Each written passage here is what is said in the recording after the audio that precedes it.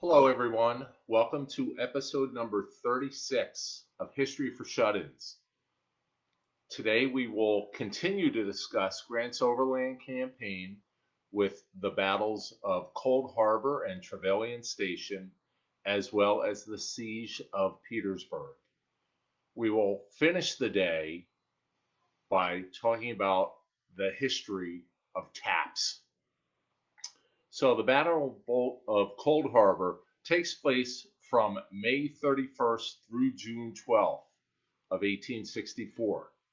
Grant ordered Major General Philip Sheridan's cavalry to move south and capture the strategic crossroads at Old Cold Harbor, Roads through this critical junction led to Richmond, as well as supply and reinforcement sources for the Union.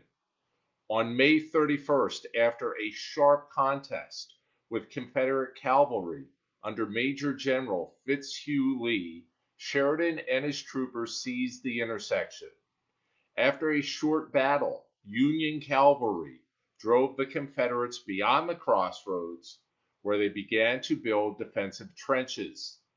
Hearing of reports that Lee was extending his line to the James River, Grant was determined to extend his left flank, overpower Lee, and come between the Confederates and Richmond, all while keeping access to the James River open. On the morning of June 1st, Sheridan beat back a half-hearted attack by Hoke's and Major General Joseph Kershaw's divisions. Grant ordered Major General William Baldy Smith's 18th Corps and Major General Horatio Wright's 6th Corps to relieve Sheridan and strike Confederate defenses that same day.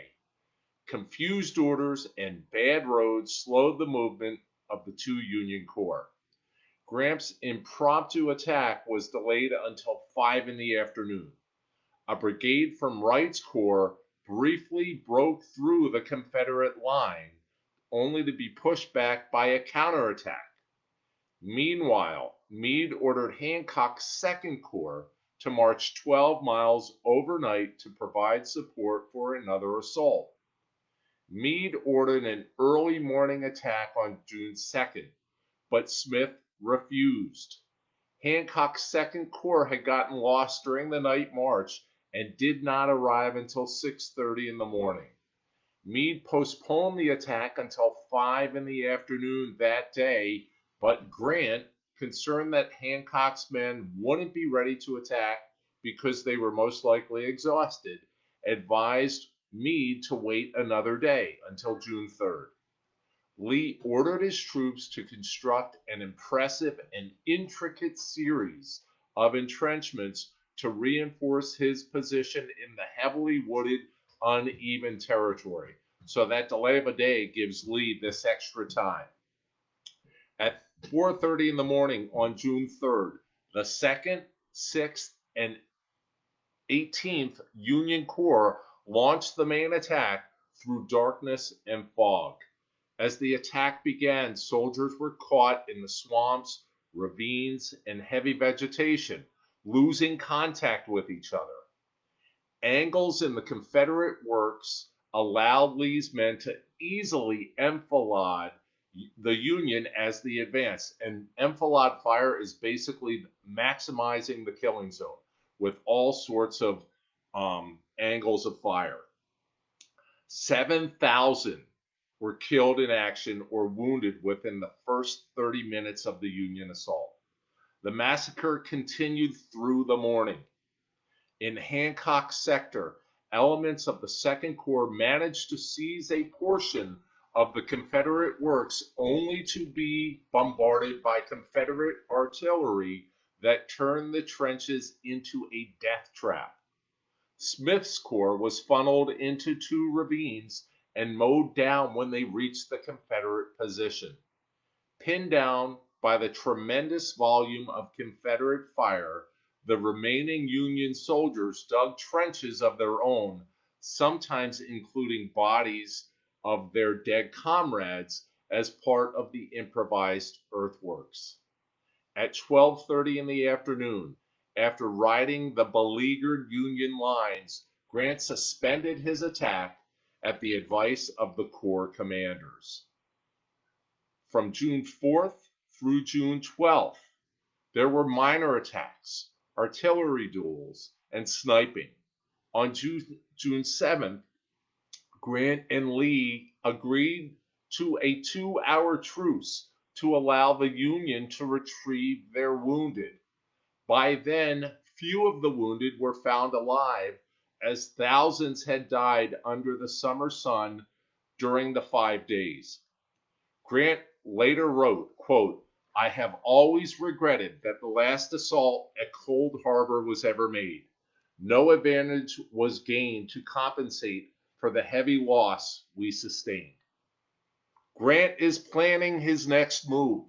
He sent Sheridan to destroy the Virginia Central Railroad to the west, and on June 12th ordered Meade to evacuate Cold Harbor, cross the James River, and proceed toward Petersburg. At Cold Harbor, 170,000 soldiers were engaged. The Union had 13,000 casualties, the Confederacy about 4,600. At Trevelyan Station, which took place June 11th and June 12th of 1864, while in the trenches at Cold Harbor and hoping to draw attention away from his planned movement across the James River to Petersburg, Grant sent Sheridan with 2 cavalry divisions on an ambitious raid westward toward Charlottesville. Sheridan was tasked to destroy as much of the Virginia Central Railroad as possible, interrupting crucial Confederate supply and reinforcement lines, and then press and join forces with Major General David Hunter in the Shenandoah Valley. When Lee became aware of this movement, he sent the cavalry divisions of Major General Wade Hampton and Fitzhugh Lee to pursue and attack the Union. Sheridan followed the north bank of the North Anna River westward, while Hampton and Lee followed the railroad on the other side of the river. Sheridan was unaware of the shadowing movement. Both sides approached Louisa Courthouse, where Sheridan planned to cross the river and begin destruction of the railroad. On June 11th, both sides planned a dawn attack. The 2 Confederate divisions approached Sheridan along separate roads, with Hampton coming from nearby Trevelyan Station and Lee from Louisa Courthouse. Hampton's division clashed with the Union 1st Division under Brigadier General Alfred Torbert along the Fredericksburg Road. Vicious dismounted fighting raged while Hampton waited for Fitzhugh Lee's division to provide support. However, when Lee's force encountered Brigadier General George Custer, yes, that George Custer, his Michigan Brigade, from Brigadier General David Gregg's division, they fell back after a brief fight, a dangerous move that created an opening for Custer to take Hampton's supply train. Custer's men immediately took advantage of the gap, driving a wedge between the 2 Confederate divisions, capturing essential supplies. In their haste to claim the spoils of their momentary victory, Custer's cavalry allowed themselves to be cut off from the rest of Sheridan's force. Sounds like a move that's going to hurt Custer in several years. This move, or I should say, when Confederate reinforcements arrived, the Union, Custer, was quickly surrounded. This became known as Custer's first last stand. The 4 Michigan regiments of Custer's brigade took fire from all sides. Only Sheridan's arrival to drive back the Confederates saved Custer from capture or death. By the time night fell on June 11th, the Union held Trevelyan Station. On the morning of June 12th, Sheridan's men tore up several miles of railroad before advancing on Hampton's position a mile to the northwest.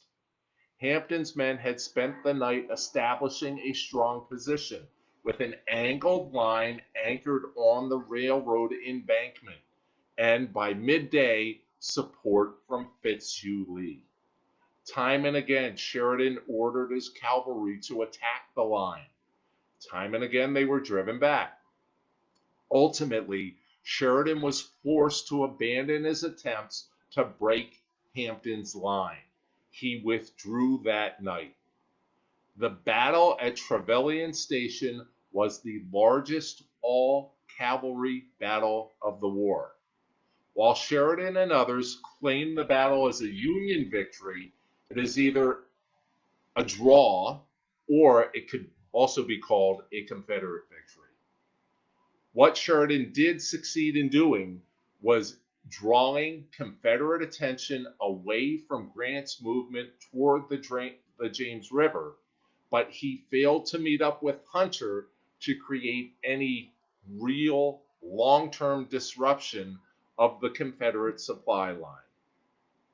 Casualties sustained in the battle and the month-long separation of two divisions of cavalry from the rest of the Army of the Potomac had an impact on the Army's operations during one of the toughest campaigns of the war. Had Sheridan united with Hunter, the war might have been decreased by several months, the time of the war, the duration of the war. During that Overland Campaign, which really ends with Trevelyan Station, you have 88,000 casualties. It's crazy. What Grant does is he basically takes a page out of the Vicksburg siege notebook and applies it to Petersburg. At Petersburg, Grant's popularity is declining in the north because of the casualty numbers that I just mentioned. Now, those 88,000 are on both sides, but it's decidedly on the Union side. Some realize that the war could be over if not for past retreats of less determined Union commanders, such as McClellan. The Union approached Cold Harbor with superior numbers compared to the Confederates, but Grant learned a lesson. Union forces rushed across an open field to find that the Confederates were safely entrenched. By June 12th, as we mentioned, there had been 13,000 casualties for the Union versus about 5,000, about 4,600 for the Confederates. Underestimating the effectiveness of entrenchments, Grant learned to regret that. The lesson learned, Grant now focused on destroying the rail lines from Richmond's main supply base, which was Petersburg. Lee's men fought courageously throughout the Overland Campaign. However, a campaign on the horizon, Lee knew it was coming and that it cannot possibly be won by the Confederacy. He says, quote, "We must destroy this army of Grant's before he gets to the James River. If he gets there, it will become a siege, and then it will be a mere question of time," unquote. And that's exactly what happens. Lee is totally unaware that this is becoming a reality. Grant races toward the James River and Petersburg to wage an attack. Petersburg is a highly industrialized city. Supplies arrive here from all over the Confederacy via one of 5 railroads or the various roads coming in and out of Petersburg. Northern forces have cut off many of the other supply routes leading into Richmond. Petersburg is really the last outpost. Without it, Richmond would be lost. In anticipation that Petersburg will be of major importance in Grant's plan to cut off Richmond from its supply lines, the Union's Butler army, Benjamin Butler's army of the James, makes two demonstrations against the city. On May 9th, the Union move on Petersburg from the north to cut the Richmond and Petersburg Railroad. The Confederates stopped them at nearby Swift Creek. In June, Butler sends infantry and cavalry to move into Petersburg from the south and the east. A small force of Confederate regulars and local citizens is available to stop the threat. They hold off the Union cavalry until reinforcements under General Beauregard arrive. The Confederates have long realized the importance of Petersburg. In 1862, a 10-mile trench line named after its engineer, Charles Dimmick, was dug around Petersburg in a U shape. The line anchored on the south bank of the Appomattox River, both to the east and west of Petersburg. Along the trench line were 55 gun batteries, whose walls reached up to 40 feet high. What does this sound like? It sounds like World War I. This really is the map for World War I, trench warfare and such. At 7 p.m. on June 15th, 20,000 Union soldiers wage a surprise attack along the eastern portion of the defense line. A frantic Beauregard sends urgent messages to Lee explaining that they are under attack by a large portion of Grant's army. The Union try for 3 days to break through the Confederate trench line, capturing parts of it each day. Lee finally realizes that Grant's target is to cut the railroads. Thanks to his swift work in acquiring reinforcements for the defenses, Beauregard succeeds in keeping the Union at bay, although he is forced to give ground and move his trenches back upon the city. Following many attempts and realizing how futile it is to attack well-manned earthworks, Grant decides to lay siege. Again, sounds just like Vicksburg. He tried to take it head on, had been thwarted, so he says, I will starve them out. With greater numbers and almost endless supplies, Union forces decide that they will starve out the Confederates. The main questions are how long it will take to break the Confederates' will and how many more men will die. City Point becomes the supply base for more than 90,000 Union soldiers. There are 8 wharves that are built that stretch a half mile along the James River. Up to 225 vessels are moored in the area where the James and Appomattox rivers meet. Various supplies are shipped in daily. The site's bakery produces 100,000 rations of bread daily, which are then transported by wagon or rail to soldiers on the battlefield. Those same trains and wagons return to City Point carrying wounded and sick who are placed in one of 7 battlefield hospitals. The supply operation is overshadowed by the elite of the Northern Command. Grant makes his headquarters at City Point. This village, virtually unheard of prior to the war, now serves as the largest logistical operation of the entire conflict. Lincoln visits City Point 2 times during the siege. He spends 2 of the last 3 weeks of his life at City Point when it is apparent that the war is finally coming to an end. During a meeting aboard the steamer River Queen, he reveals to Grant, Sherman, and Admiral David Porter what his terms of surrender will be. The lenient terms will be the cornerstone of Reconstruction. As soon as the trenches are dug in preparation for a siege, the Union head out for a series of 8 offensive movements to the south and west of Petersburg. The Weldon Railroad is the first objective of Grant's. Although they fail to capture it, the Union manages to take control of Jerusalem Plank Road on June 21st through the 23rd and begin extending their lines west.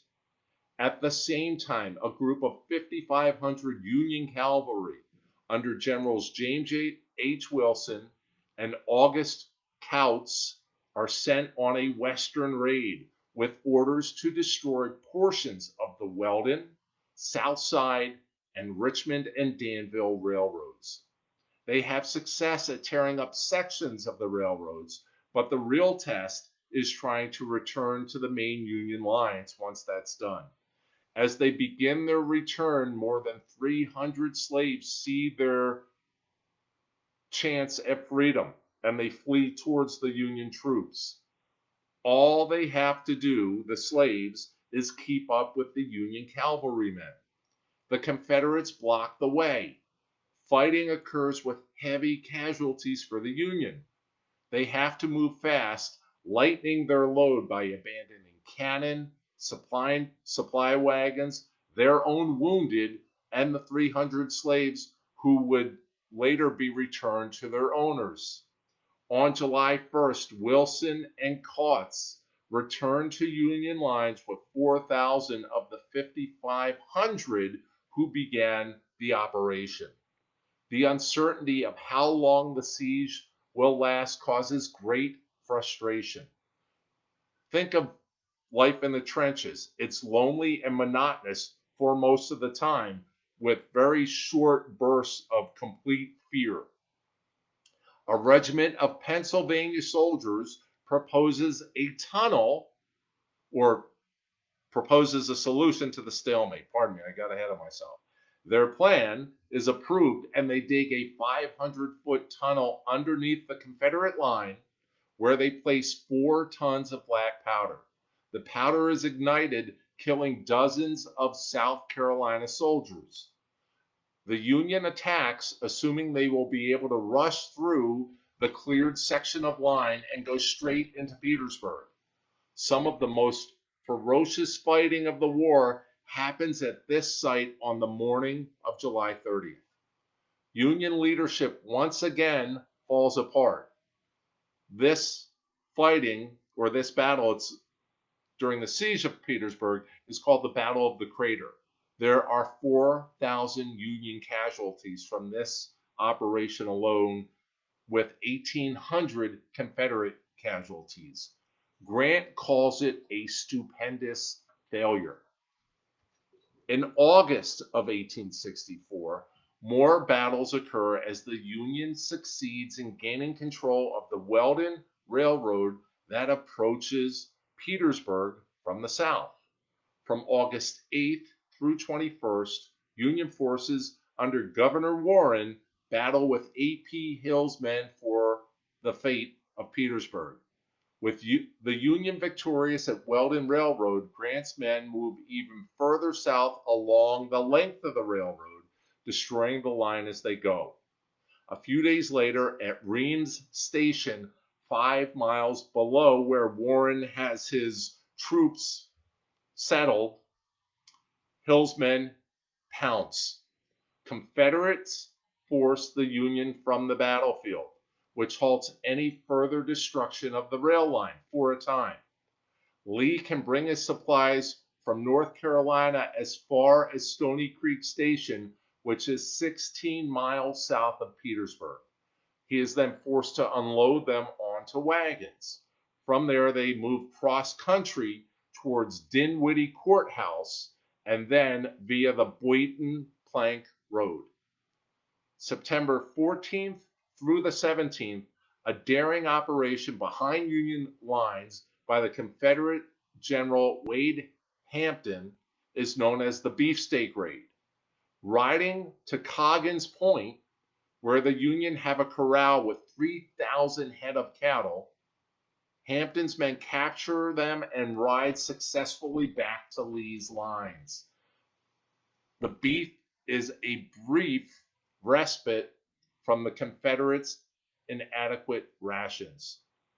During the fall, Grant orders his troops to focus their attention on the Boynton Plank Road and the South Side Railroad.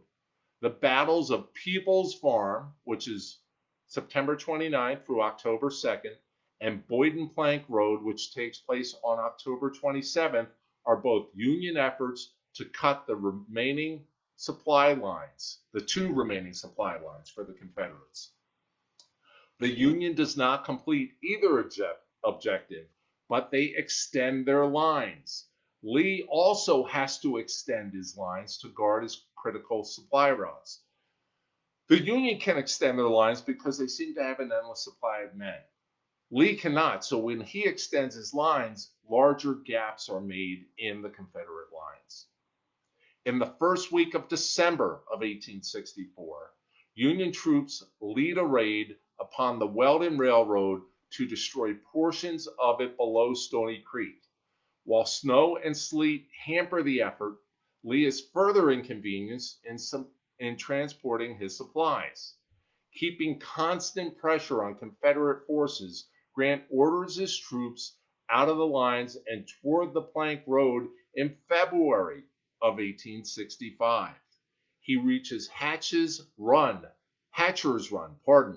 near Armstrong's Mill on February 5th, and the armies battle for 3 days in winter weather, a rarity during the war. Ultimately, the Union line extends all the way to this watercourse. In March of 1864, so we're going back a little bit, Lincoln has his second inauguration. Confederate morale is low. So this is before the Overland Campaign. Inadequate supplies, hardship back home, and impending defeat are consuming the Confederacy. Grant realizes this is an opportunity to position his troops to move in for the final blow. He gathers 50,000 infantry, cavalry, and artillery and readies them to break away from the siege lines and seize Lee's remaining supply routes west of the city. As Grant prepares, this is March of 1865.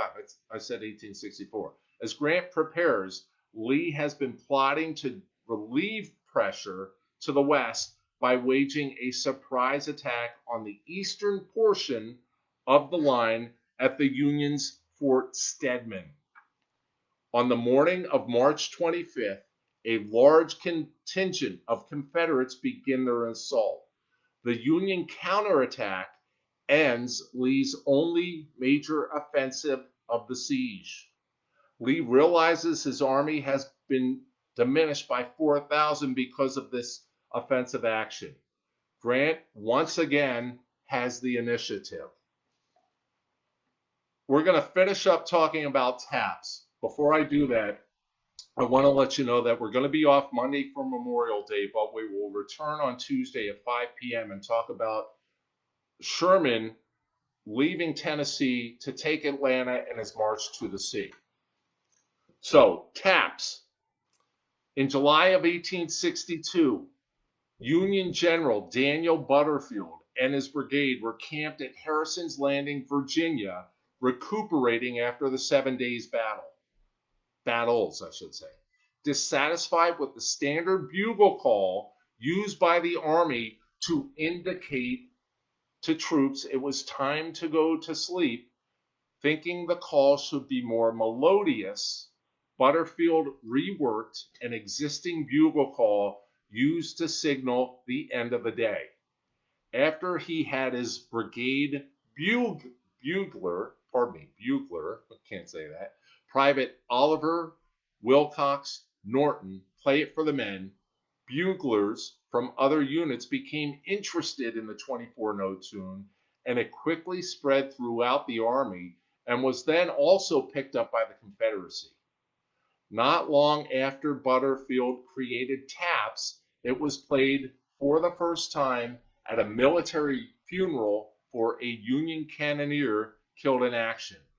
The man's commanding officer, Captain John Tidball, decided the bugle call would be safer than the traditional firing of 3 rifle volleys over the soldier's grave, which could be confused by the nearby enemy as an attack.